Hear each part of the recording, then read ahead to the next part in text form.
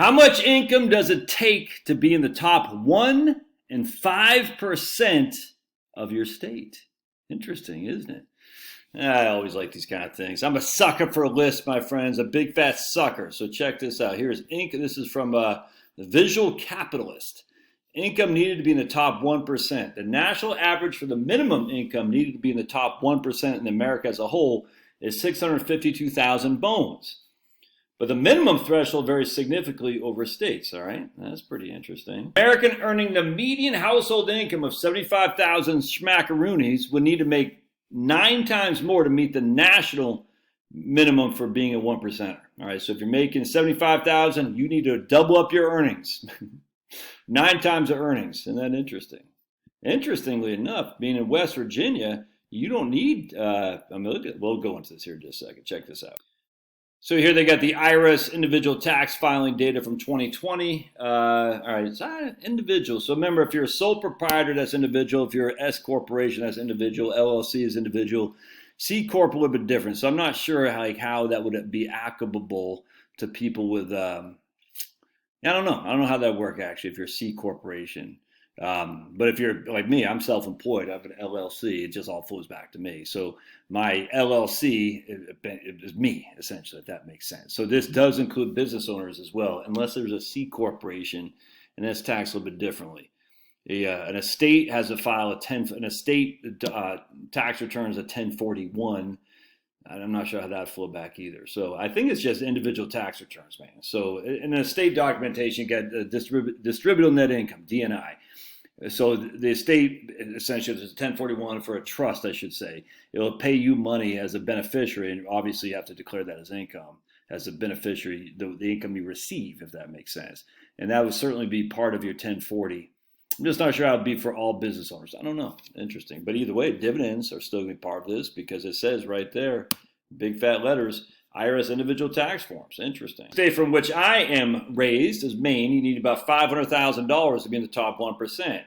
Go down just a couple of states south to Massachusetts, you need 903. All right. And then here's Massachusetts, you need 900,000. Here's New Hampshire, you need 650,000. Here's Maine, you need 500,000 because the rich people from Massachusetts, they come up to New Hampshire and then they start going into Maine as well. Connecticut, 953,000 bucks. Crazy. Is that the biggest one? I think it might be. California, 844,000. Where all the rich live in Colorado, 709. New York, 7. Yeah, it looks like, man, that's crazy. And Hawaii is less than 500,000 bucks. So let's just rank. So we're gonna go top 1% here. Boink. All right, we'll see what we got. Oops. Connecticut, yeah, look at that. Connecticut, Massachusetts, California. That's good. New Jersey, 817. Now let's go to the bottom. It's gonna be West Virginia. 367. West Virginia, Mississippi, New Mexico, Kentucky. Again, in the South, dude, because the South crushes. Top 1% tax rate, percent of annual income, 23% in West Virginia. And in Connecticut, it's 28.4. Oh my goodness. A huge difference there, isn't it? Isn't that crazy? All right, so now on the other spectrum, the 1%ers in West Virginia make a minimum of 367. So now I want to go the Northeast and West Coast, where the large urban and economic hubs have higher income entry requirements than the states of the American South. Yep. This also correlates to median income state by state, a measure showing Massachusetts household make nearly $90,000 a year compared to Mississippi, who makes $49,000 a year. Of course, the cost of living in Massachusetts is much higher as well.